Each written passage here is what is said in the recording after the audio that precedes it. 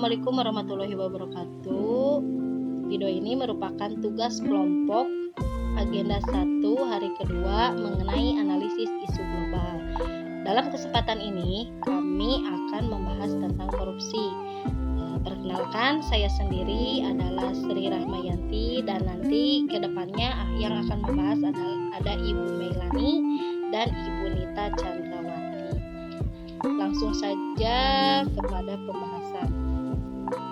Dari pembahasan ini ada 4. Pertama ada metode praanalisis atau pentahelik, kemudian ada menapis isu USG, kemudian ada analisis isu Fishbone dan SWOT, kemudian ada alternatif pemecahan masalah dengan tabel. Sebelum membahas lebih jauh tentang analisis isu global tersebut, pertama-tama kita harus mengetahui apa itu sih korupsi. Menurut Undang-Undang Nomor 31 Tahun 1999, korupsi adalah tindakan setiap orang yang melawan secara hukum, melakukan perbuatan memperkaya diri sendiri atau orang lain atau suatu korporasi yang dapat merugikan keuangan negara atau perekonomian negara. Yaitu selanjutnya teori-teori penyebab korupsi, diantaranya 1. Teori triangle fraud, yaitu tekanan kesempatan rasionalisasi. Kemudian teori CDMI, yaitu kekuasaan monopoli yang tidak dibarengi akuntabilitas. Selanjutnya teori GON, yaitu keserakahan kesempatan, kebutuhan dan pengungkapan.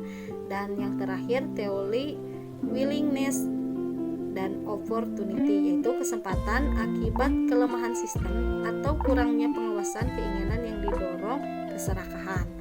Nah, di sini kita bisa lihat Indeks Persepsi Korupsi alias IPK Indonesia tahun 2020. Nah, di mana indeks ini dilihat dari tahun 1998, maksudnya pada saat Presiden Soeharto menjabat. Nah, kemudian sekarang pada tahun 2020 Pak Presiden Joko Widodo. Nah, ini di mana korupsi ini dari tahun ke tahun atau dari bedanya pimpinan negara ini terus naik. Nah, kita bisa lihat ya di mana indeks persepsi korupsi tersebut. Nah, untuk materi selanjutnya saya persilahkan kepada Ibu Meilani untuk melanjutkannya. Terima kasih. Baik, saya ucapkan terima kasih kepada Ibu Sri yang telah memaparkan materi sebelumnya. Dan perkenalkan, nama saya Meilani. Saya akan melanjutkan materi berikutnya, yaitu tentang praanalisis isu korupsi dan menepis isu. Praanalisis atau identifikasi isu korupsi dengan metode pentahelix terdiri atas government, academics, business, community, dan media. Government yaitu kurangnya tingkat penyelesaian penyidikan pemerintah tentang penegakan hukum bagi para koruptor dengan kapasitas korupsi yang tinggi dan juga kurangnya pencegahan korupsi di berbagai bidang layanan publik yang berhubungan langsung dengan masyarakat. Academics yaitu masih kurangnya pendidikan moral atau soft skill. Akademik yaitu masih kurangnya pendidikan moral atau soft skill dan etika terkait pendidikan anti korupsi yang mencakup nilai kejujuran, peduli, mandiri, disiplin, tanggung jawab, kerja keras, sederhana, berani, dan adil serta berintegritas. Bisnis yaitu kurangnya komitmen para pengusaha untuk menciptakan hubungan bisnis yang berintegritas karena masih adanya tindakan suap dari pembisnis terhadap pemerintah untuk mengadakan suatu proyek. Selanjutnya community, yaitu kurangnya kesadaran masyarakat akan dampak korupsi sehingga masyarakat bersifat acuh tak acuh. Yang selanjutnya adalah media, yaitu dalam penyampaian berita yang kurang menyeluruh, senantiasa lebih mementingkan keuntungan untuk media tersebut sehingga rating penonton banyak. Jadi media ini lebih mengutamakan rating. Selanjutnya adalah menapis isu dengan metode USG.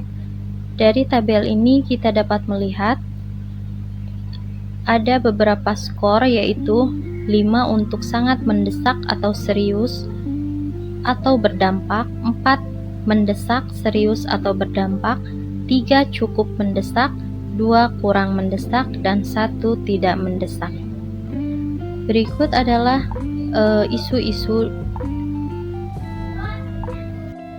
Dapat kita lihat dari tabel berikut, total nilai yang menunjukkan sangat seriusnya atau sangat mendesaknya suatu isu itu ada di nomor 1, yaitu kurangnya tingkat penyelesaian penyidikan pemerintah tentang penegakan hukum bagi para koruptor dengan kapasitas korupsi yang tinggi, dan juga kurangnya pencegahan korupsi di berbagai bidang layanan publik yang berhubungan langsung dengan masyarakat.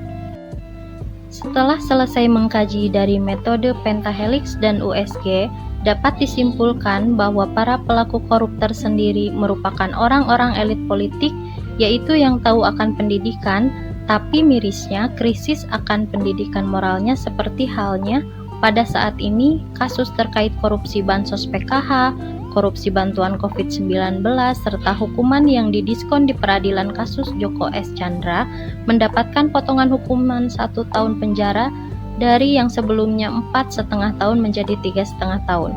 Jelas hal tersebut menunjukkan kurangnya akan pendidikan moral dan etika bagi seorang akademis. Baik, pemaparan materi presentasi selanjutnya akan dibawakan oleh Ibu Nita. Silahkan Ibu Nita. Baik, terima kasih Bu Mailani. Sekarang saya akan menjelaskan tentang analisis isu, fishbone, SWOT, dan pemecahan masalah dengan tabel. Selanjutnya, analisis isu menggunakan metode fishbone atau tulang ikan. Metode ini kita dapat melihat akar permasalahan terjadinya isu korupsi, mulai dari hal yang terkecil yaitu individu, di mana orang tersebut memiliki sifat serakah, kemudian memiliki rendahnya soft skill, kemudian beralih ke kultur, di mana lingkungan menganggap hal korupsi adalah hal yang biasa, kemudian berkembangnya kegiatan korupsi yang sangat banyak. Kemudian beralih ke organisasi, di mana keteladanan seorang pemimpin yang sangat kurang. Kemudian manajemen yang menutupi. Beralih kepada aturan karena kelemahan perundang-undangan.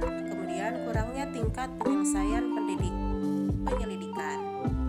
Sehingga kegiatan korupsi sangat marak di lingkungan kita. Berikutnya, analisis isu fishbone dan SWOT. Metode SWOT ada 4. Yang pertama, kekuatan atau strengths. Yang pertama, pemaparannya, pemerintah memegang kekuasaan dalam perumusan kebijakan terkait hukuman pada koruptor. Yang kedua, lembaga atau instansi adalah yang mengatur tentang penggunaan data. Yang ketiga, tersedianya sumber daya manusia pendukung, yaitu anggota penyidik yang berpengalaman. Yang kedua adalah ancaman atau threats, yaitu rendahnya kesadaran masyarakat terkait dampak yang ditimbulkan akibat korupsi. Yang kedua, kekuasaan yang dimiliki seseorang terhadap penggunaan dana perilaku korupsi, memiliki banyak jaringan dan orang di dalam pemerintahan. Yang ketiga adalah kelemahan atau weakness, kurangnya koordinasi terkait penyuluhan tentang dampak korupsi pada masyarakat. Yang kedua, pengawasan yang kurang oleh instansi terhadap penggunaan dana. Yang ketiga, rendahnya kesadaran akan pentingnya pendidikan moral atau peningkatan soft skills. Yang keempat, peluang atau opportunities. Yang pertama, adanya keterbukaan informasi, sehingga keterbukaan tentang anggaran pemerintah dan pertanggungjawabannya oleh semua pihak. Yang kedua, pemerintah dengan anggarannya mampu meningkatkan pendapatan pegawai yang kepada masyarakat. Yang kedua, pengawasan yang kurang oleh instansi terhadap penggunaan dana. Yang ketiga, rendahnya kesadaran akan pentingnya pendidikan moral atau peningkatan soft skills. Yang keempat, peluang atau opportunities. Yang pertama, adanya keterbukaan informasi sehingga keterbukaan tentang anggaran pemerintah dan pertanggungjawabannya oleh semua pihak. Yang kedua, pemerintah dengan anggarannya mampu meningkatkan pendapatan pegawai. Yang ketiga, mempermudah alur penggunaan dana. Untuk berikutnya adalah alternatif pemecahan masalah dengan tabel. Di sini ada penyelesaian masalahnya, yaitu pembaruan dalam proses pembelajaran melalui kurikulum yang berfokus pada pendidikan moral dan etika.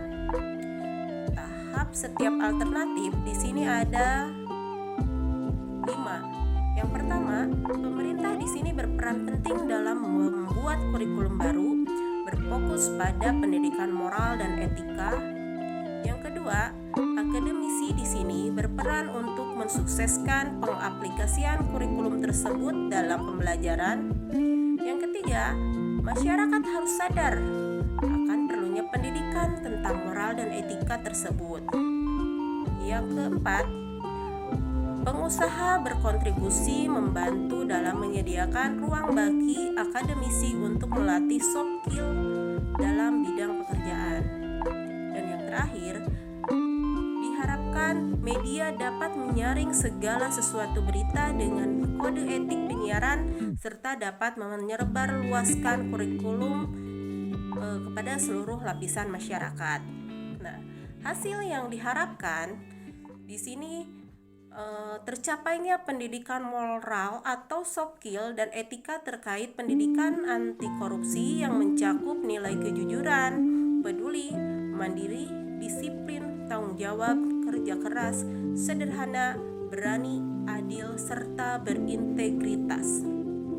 Pihak yang ikut dalam pemecahan masalah di sini, yang pertama adalah pemerintah, yang kedua akademisi, yang ketiga masyarakat, yang keempat pengusaha, terakhir media.